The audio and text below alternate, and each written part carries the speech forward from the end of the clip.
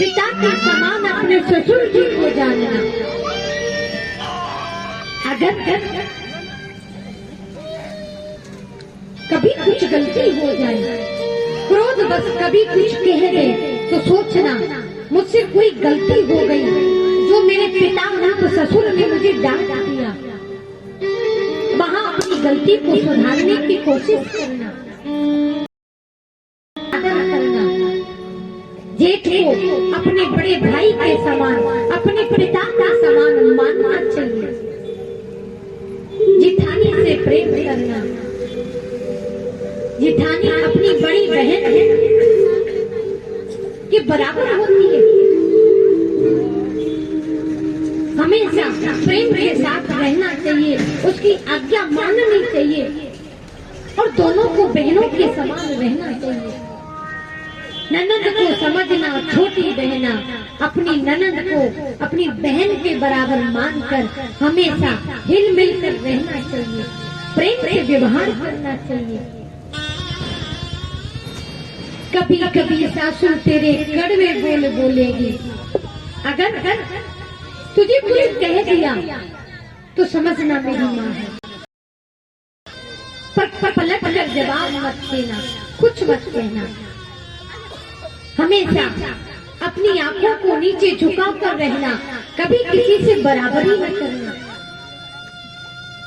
कंठ श्री कंठ तेरा कोयल के समान हो। कोयल देखने में तो काली लगती है, पर जब बोलती है तो इतना मीठा बोलती है, दुनिया को अपना बना लेती है। देखने में काली होती है, होठों की लाली तेरी मीठी मुस्कान हो। जरूरी नहीं तू लाली लगाए कभी तू सुहागन बने, नहीं, इन होठों पर हमेशा सबके लिए मधुर शब्द रखना, मीठे शब्द रखना, मीठी हंसी रखना। भलाई की बिंदिया तेरी, भलाई का सबके साथ व्यवहार करना, यही तेरे माथे का गहना है। नेकी की नथुनिया तेरी, नेकी माने ईमानदारी, सबके साथ सत्यता, ईमानदारी का व्यवहार करना, यही तेरी नाक का गहना है। लज्जा है लाडो तेरा गहना। जरूरी नहीं कि घूंघट लगाए है, 1.5 हाथ का तो घूंघट लगाए, उसमें भी हमारी जवान चुप नहीं है। क्या बड़ा क्या छोटा सब बराबर करती है, क्या फायदा उस घूंघट का। भले ही घूंघट न हो पर आंखों में हया हो, आंखों में शर्म, सबके लिए इज्जत हो, यही स्त्री का गहना होता है, यही श्रृंगार होता है। पति जब परदेश से जाए, पत्नी को चाहिए कभी भी अपना श्रृंगार न बनाए, क्योंकि श्रृंगार जो होता है वो मात्र पति के लिए होता है, अन्य के लिए। जब सुदामा द्वारिका गए तो सुशीला बैठी रही कि मेरे भूखे दुर्बल पति द्वारिका गए, कैसे कैसे जाएंगे, बैठी रही। और जब लौट कर आई, जब देखा कि मेरे पति आ गए, दौड़ी दौड़ी गई, सोने श्रृंगार बनाए और आकर आरती करने लगी। ये थी सुशीला, ये है पतिव्रता नारी का लक्षण। पतिव्रता नारी हमेशा तुलसी की पूजा करती है और हमेशा सबको प्रसन्न रखती है और अपने घर को पवित्र रखती है। एक स्त्री को चाहिए कि अपने पति की तन मन वचन से सेवा। सीता जो महलों से कभी बाहर नहीं निकली, जब उनके पति को 14 वर्ष का वनवास मिला तो नंगे पैर गई, क्या काटा क्या कंकर। वो सीता इस स्त्री को मात्र पतिव्रता का उपदेश देने के लिए इस पृथ्वी पर आई। माता सुनैना अपनी चारों बेटियों को सुंदर शिक्षा दे रही है, अच्छी शिक्षा दे रही है। ऐसी शिक्षा हर माँ अगर अपनी बेटी को दे, कभी भी उसकी बेटी का घर नहीं उजड़ेगा। मैया को चाहिए कि अगर बेटी कभी भी ससुराल की बुराई करे तो सुने नहीं बल्कि समझाए। क्यों? क्योंकि सीता के जीवन में भी कठिनाई आई, सीता लड़ी नहीं थी, सीता भी अपने राम के साथ वनवास गई थी प्रेम से। जब भी अपने पति पर दुख आए तो पत्नी केवल सांसारिक सुखों के लिए नहीं है, पति के कंधे से कंधा मिला करके चले, दुख में भी सुख में भी बराबर रहे, सुख में रहे न रहे, लेकिन पति में कभी धीरज धर्म मित्र और नारी आपद काल पर ये स्त्री का लक्षण होता है कि जो दुख में भी पति के साथ खड़ी रहे, वो महान सत्यता नारी होती है। रानी सुनैना अपनी बेटियों को ये शिक्षा देती है। कहते हैं श्रोताओं, इस संसार में लोग धन को बांट सकते हैं, जमीन जायदाद बांट सकते हैं, घर-बार बांट सकते हैं, लेकिन जो अपने संस्कार हैं, जो अपने गुण हैं, जो अपनी विद्या है, मात्र यही जीव के साथ रहती है, जो किसी के साथ बांटी नहीं जा सकती। इसलिए इस पूंजी को हमेशा बढ़ाते जाओ, कभी बढ़ती रहनी चाहिए, बस यही जीवन का उद्देश्य है। कहते हैं जब हम आए जगत में, जग हंसा हम रोए, ऐसी करनी कर चलो कि हम हंसे जग रोए। जब हम दुनिया में आए थे तो रोते हुए आए थे, और दुनिया वाले हमको देखकर हंसे थे कि कैसा रो रहा है? लेकिन काम ऐसे करो कि दुनिया हमारे मरने के बाद भी हमारे लिए रोती रह जाए और हम इस संसार से हंसते हुए जाएं, मुस्कुराते हुए जाएं। ऐसे कर्म करने के लिए एक मुर्दा जब चार लोग उसको कंधे पर रख कर के लेके जा रहे थे, कहते हैं एक बूढ़ी सी मैया ने अपनी बेटी से ये स्वर्ग जा रहा है कि नरक जा रहा है। छोटी सी बच्ची कहती है, मैया ये स्वर्ग जा रहा है। कैसे जा रहा है? मरने के बाद भी लोग जिसकी बड़ाई करते रहे, भला आदमी था, अच्छा आदमी था, ठाकुर ने ऐसे आदमी को ले लिया जो सबका हित करने वाला था, सबको दया प्रेम करने वाला था। लेकिन मरने के बाद लोग गाली दे तो समझो वो नरक में गया। यही स्वर्ग है और यही नरक है, अन्य कहीं नहीं। यही स्वर्ग है, यही नरक है। इसलिए कर्म ऐसे करो कि मरने के बाद भी दुनिया हमारी याद करे, हमारा नाम ले ले तो हमको पुकारे। दुनिया में वही अमर होते हैं, केवल शरीर मरते हैं, आत्मा नहीं मरती, उसका नाम कभी नहीं मरता, उसकी यादें कभी नहीं मरती, यही सब अमर हो जाती। ऐसी शिक्षा अगर दी जाए तो आज ये संसार जो गर्त की तरफ जा रहा है, नरक की तरफ जा रहा है, गड्ढे की तरफ जा रहा है, ये नहीं जाएगा हमारा। लेकिन आज का व्यवहार ही बदल गया, रहन सहन खान पीन बदला, सब कुछ चेंज हो गया। माता सुनैना अपनी बेटियों को सुंदर शिक्षा दे रही है। जनक विद्या, वो विद्या जिनको अपने शरीर तक की सुध नहीं, पर आज जब बेटी विदा होती है तो जनक जी रोते हैं। पिता चाहे कितना भी पत्थर हृदय का हो, लेकिन बेटी जब जाती है तो अपने आंसुओं को वो रोक नहीं पाता। बेटा अगर संस्कारवान होता है एक ही कुल में उजाला करता है। बेटा पिता के पास रहेगा फिर भी पानी तक की पूछेगा नहीं, पिताजी पानी ला दूं क्या, पूछिए। लेकिन बेटी जब दूर चली जाए ना, पास रहती है तब भी माँ बाप की सेवा करती है, और जब चली जाती है वहाँ रहकर के भी माता पिता को याद करती है कि मेरे बूढ़े माँ बाप का जीवन कैसे कटेगा। और आज बेटियों को ही लोग कहते हैं कि बेटी हुई है।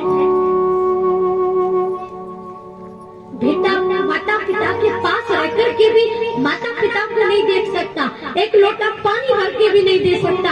आज बेटों के कारण ही वृद्धाश्रम बन गए और बूढ़े माँ बाप वृद्धाश्रमों में जाने लगे। क्या उनकी कोई इच्छा नहीं? क्या उनकी कोई तमन्ना नहीं? क्या बूढ़े माँ बाप की कोई आशाएं नहीं होती कि हम अपने बेटी बेटाओं के साथ आए, हम अपने नाती पोते के साथ आए?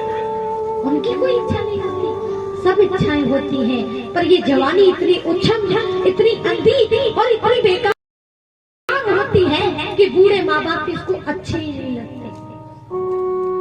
उनको भी देखें, और केवल बेटों का ही दोष नहीं होता।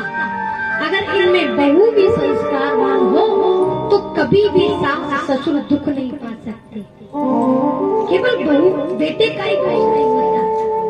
बेटी अपने माँ बाप को तो चाहती है, लेकिन वही आदर, वही सम्मान, वही प्रेम अपने सास ससुर को दे तो शायद कभी वृद्धाश्रम न हो। जैसे माँ बाप होते हैं ऐसे सास ससुर के लिए भी भाव होना चाहिए, प्रेम होना चाहिए, आदर होना चाहिए। तो उनको कभी ये लगेगा ही नहीं कि हमारे घर से बेटी गई है, उनको तो ये लगेगा हमने बेटी देकर के बेटी ले ली। जनक विदे जिनको अपने शरीर तक की सुध नहीं रहती, आज सीता जी का जाना देख कर, जाना सुनकर विदेह रोने लगे। दशरथ जी के समक्ष दोनों हाथ जोड़कर कहते हैं, मेरे घर में कुछ भी नहीं था, ये बेटियां ही मेरा सर्वस्व थी, ये बेटियां ही मेरा धन थी, उनको दे रहा हूं। मेरे पास और कुछ भी नहीं है। अगर इनसे कुछ गलती हो जाए तो कभी इनकी गलतियों की तरफ मत देखना, इनको अपनी बेटी समझकर इनकी गलतियों को क्षमा करते रहना। समझी हो तो जनक और दशरथ के जैसे कभी लड़ाई नहीं होगी। रिश्तेदारी हो तो जनक और दशरथ के जैसे। जनक जी ने जब ये शब्द कहे कि मेरे पास यही सब कुछ है, तब दशरथ ने कहा, आपने कैसी बात कर दी। मैं तो आपके द्वार पर भिखारी बन करके आया, परंतु आपने इस भिखारी की झोली में एक हीरे के बदले चार हीरे दे दिए। एक हीरा दिया, लेकिन एक हीरे की जगह मुझे 3 हीरे, एक साथ 4 हीरे दे दिए। मेरा तो घर मानो धन से भर गया, मैं संपत्तिवान हो गया। मुझसे ज्यादा धनाढ्य भला और कौन हो सकता है? मुझसे ज्यादा भाग्यशाली और कौन हो सकता है? जो मैं तुम्हारे द्वार पर भिखारी बनकर आया, परंतु आपने इस भिखारी को इतना बड़ा महान बना दिया। समझी हो तो दशरथ और जनक के जैसे कभी लड़ाई नहीं होगी, कभी कोई लट नहीं चलेगा। जनक जी रोने लगे, मेरी बेटी सीता, विदेह जिनको अपने शरीर तक की सुध नहीं रहती, पर बेटी जब विदा होती है तो एक पिता का हृदय ऐसा होता है जो दिखा नहीं सकता पर अंदर से टूट जाता है। माँ तो होती है जो आंखों से आंसू बहा करके दिखा देती है, लेकिन पिता के हृदय को कौन समझे? जो आंखों से रोकर नहीं दिखा सकता, लेकिन उसके हृदय को देखो, उसके हृदय के कितने टुकड़े हो जाते हैं। ये पिता होता है जिसका कर्तव्य होता है, जो कभी दुख में भी आंखों में आंसू नहीं लाता, केवल अपनी संतान को पोसता रहता है। ये पिता होता है। रोने लगे, तब दशरथ जी कहते हैं, अब दुखी मत होना, क्योंकि मैं बहू नहीं बेटे लेके जा रहा हूं, तुम चिंता मत करो। इनको मैं कभी कोई दुख नहीं दूंगा, इनको हमेशा अपनी बेटी करके मारूंगा। आज रानी सुनैना और जनक पूरी जनकपुरी उन चारों कन्याओं को विदा करती है।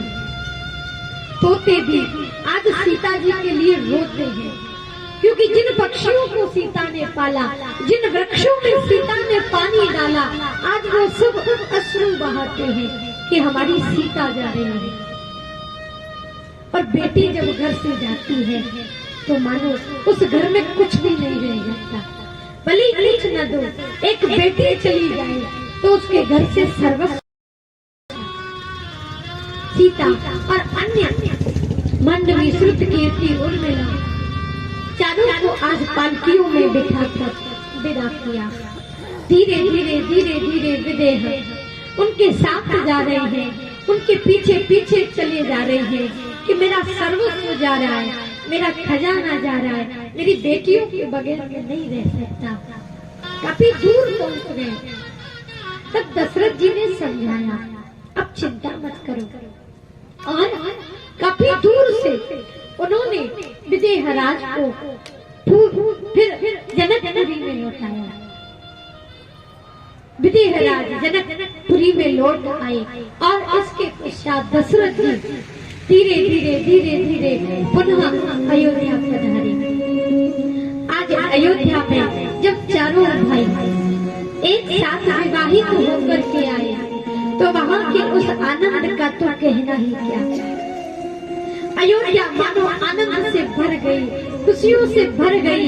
वहाँ खुशी का कोई ठिकाना ही नहीं रहा। अयोध्या हर प्रकार से सजाई गई, केले के खप्पे लग गए, घी के दीपक जलाए गए। सबको ऐसा लगता था कि ये चारों राजकुमार हमारे घर आए। किसी को ऐसा नहीं लगता कि राम राम के नहीं है। सबको ऐसा लगता था कि राम राम उनके ही पुत्र हैं। राम जी का व्यवहार ही पूरी अयोध्या के साथ ऐसा था कि सबको यही प्रतीत होता कि राम उनके बेटे हैं। अयोध्या उसका वर्णन भी क्या करना। अयोध्या में घी के दीपक जलने लगे, खुशियां ही खुशियां छा गई और आज तीनों माताएं बलिहारी जाती हैं। दशरथ जी कहते हैं ये पराई पुत्री है, बधू लड़कनी पर घर आई और राखो नयन पलक लगाई। इनकी रक्षा ऐसे करना जैसे पलकें नेत्रों की रक्षा करती, ऐसे करना। ये पराई पुत्री है, अब हमारे घर में आई।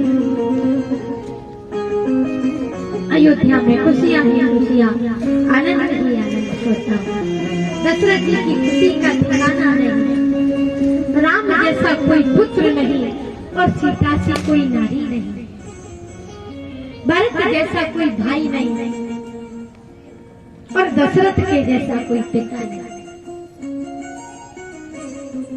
नगरी हो अयोध्या सी,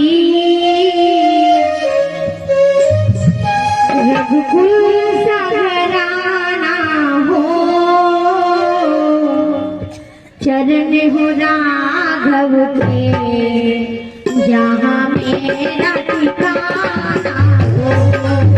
चरण हो राघव के जहाँ मेरा ठिकाना हो। नगरी हो अयोध्या सी, नगरी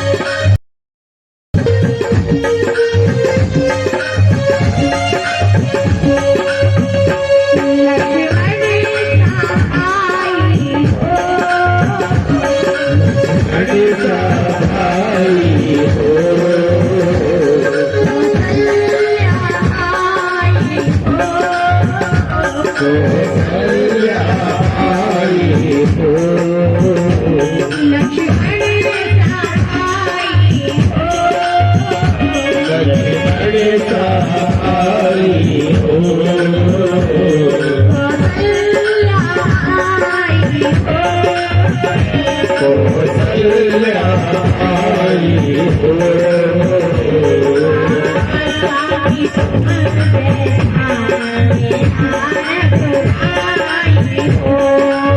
स्वामी तुम मेरा दुलारी हो।